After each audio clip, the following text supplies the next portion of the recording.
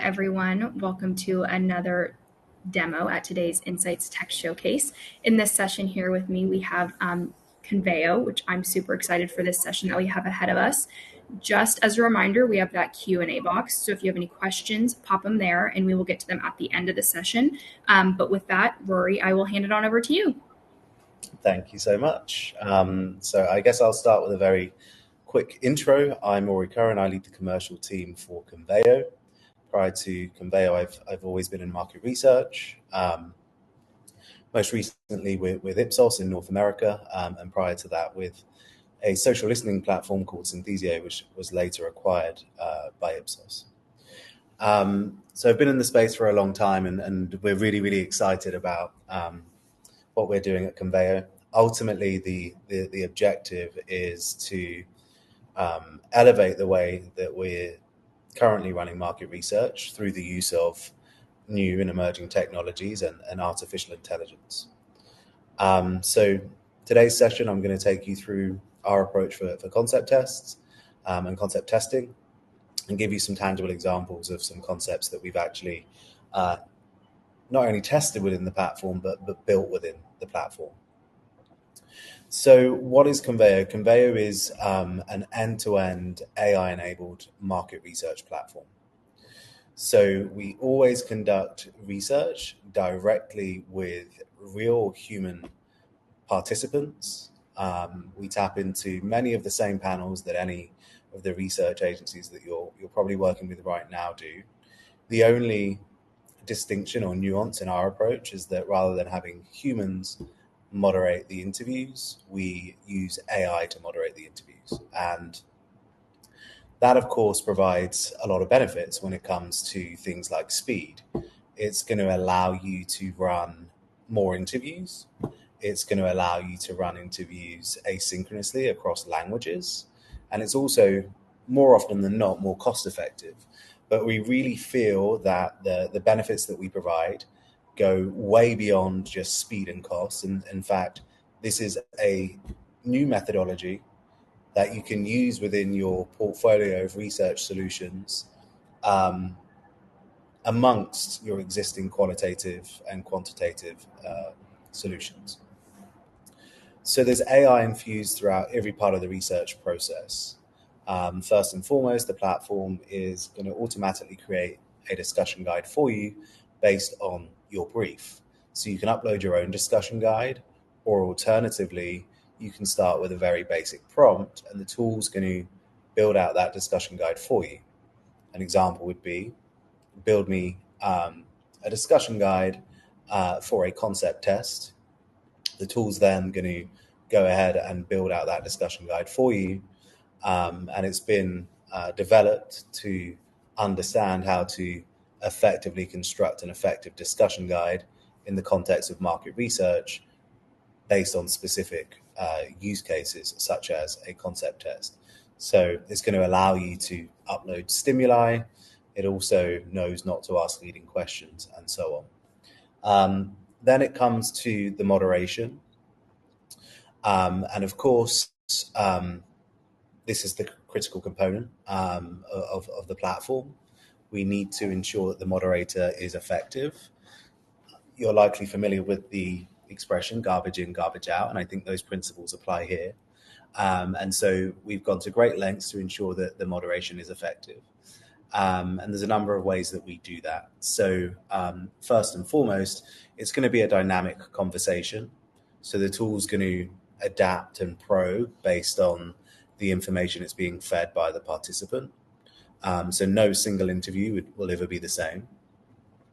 In addition to that, the tool also has been programmed to understand when to leverage specific qualitative techniques, such as projective techniques, laddering techniques, etc. It also has recall built into the solution.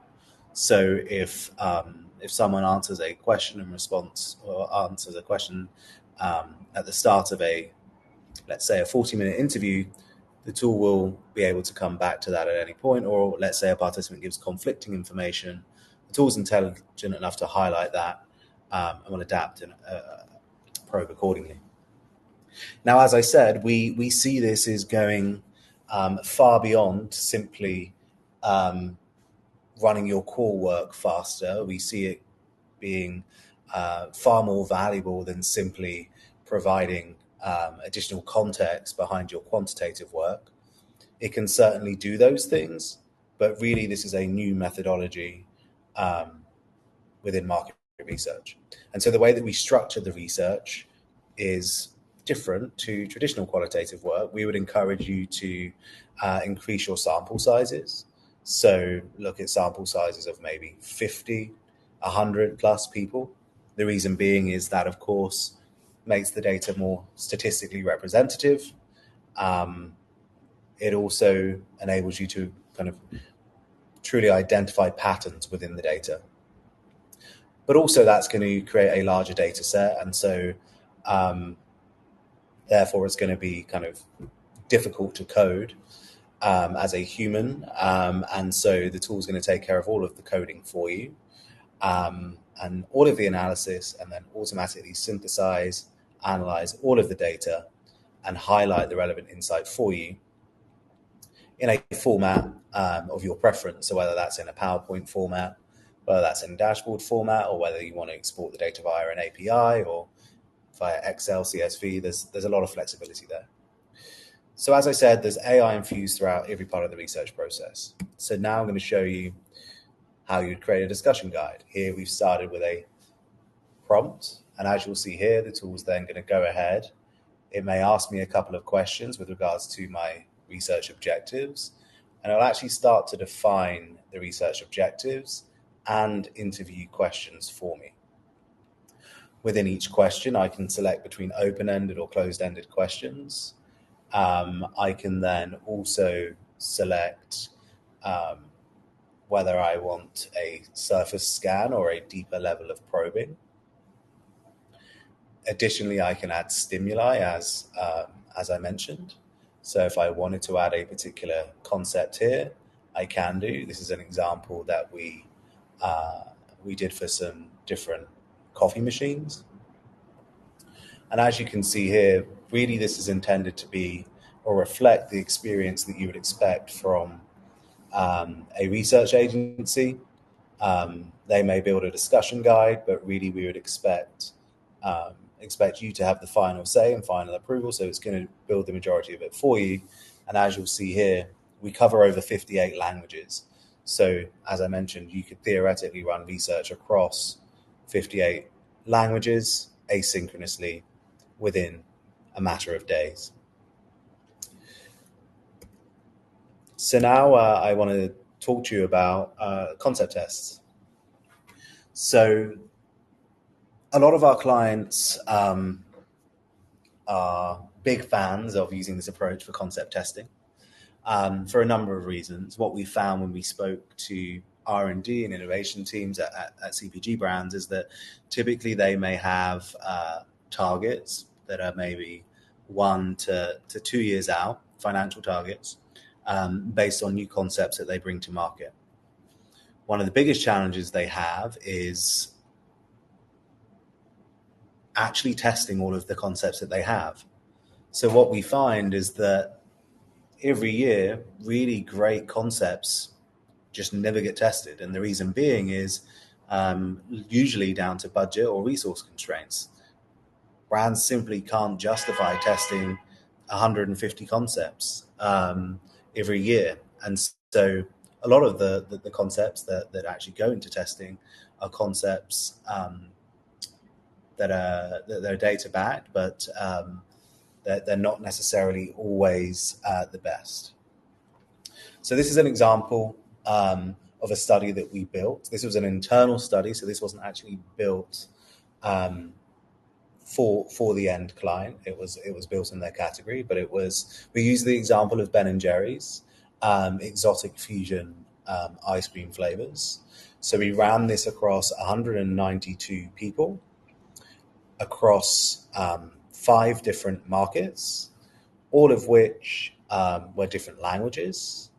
And it took around about 10 hours from building the discussion guide, going into field, recruiting all of the relevant participants, and analyzing the data.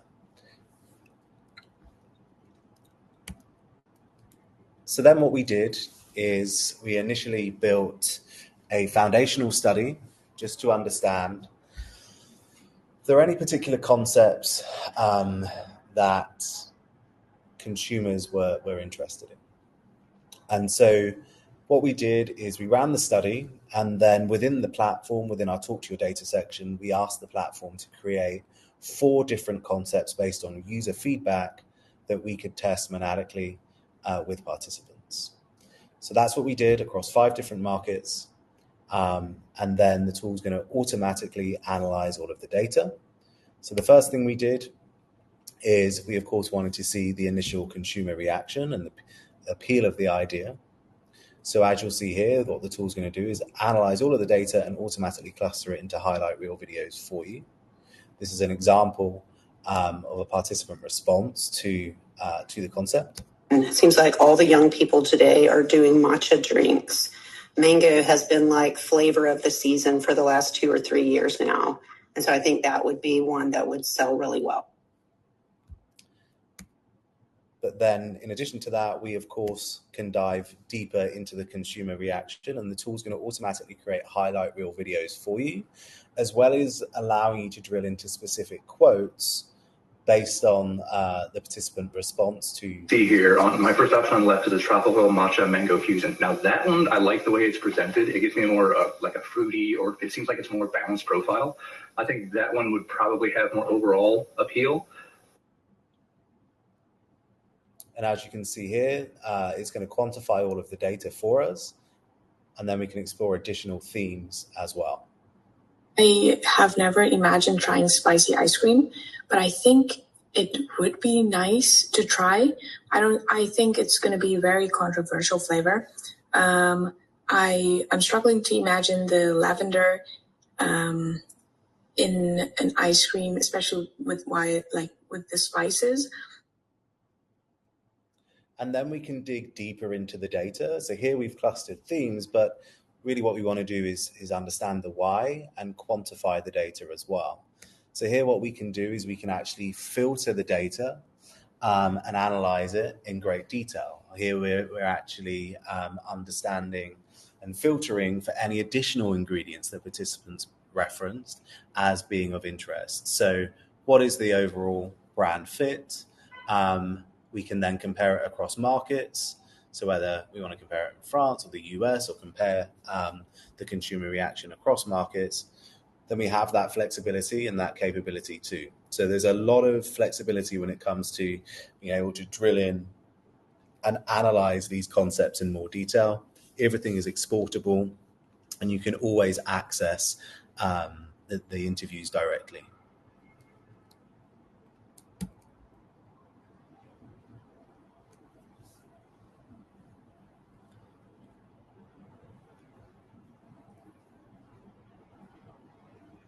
As you can see here we're able to filter on a concept level, and then all of the visualizations and all of the data is then going to change, just so we're just kind of viewing specifically data around a certain concept.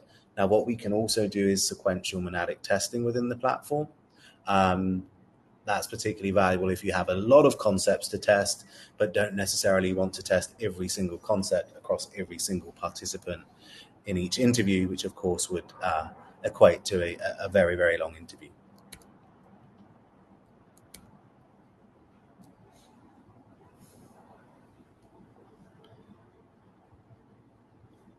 Then what we can do is go straight through to the interviews. So I would rate the spicy honey lavender swirl as a 2. I think it sounds...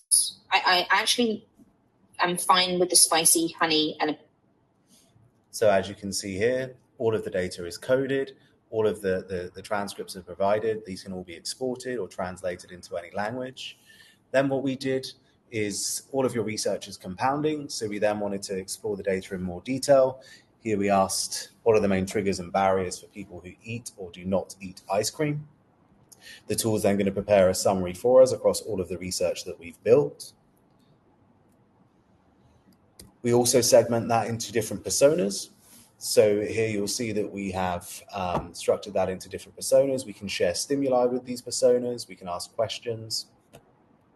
And we can go straight. I love ice cream, and I love all kinds of flavors. I love classic ones, and I usually like to try the new ones. Then finally, we took all of the feedback into consideration across the 4 concepts, and then we said, right, based on the consumer feedback, create 4 additional concepts based on what we now know.